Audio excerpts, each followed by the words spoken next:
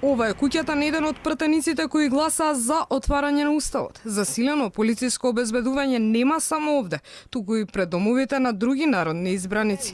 И тројцата пратеници кои беа пуштени од домашен притвор во текот на минатата недела се повторно под будното око на полицијата, но овој пат за нивна заштита.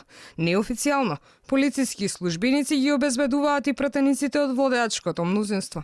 Заштитата на пратениците прв ја спомена премиерот Зоран Заев веднаш по гласањето на уставните измени, тврдејќи дека тој ќе ја гарантира безбедноста на пратениците.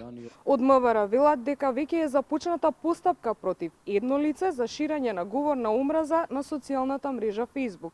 Цел на повиците за насилство на обвинетиот биле 8 пратеници од опозицијата што гласаа за уставни измени. Секторот за компјутерски криминал и дигитална форензика и понатаму ќе продолжи со активностите со цел санкционирање на ваквите случаи, велат од МВР.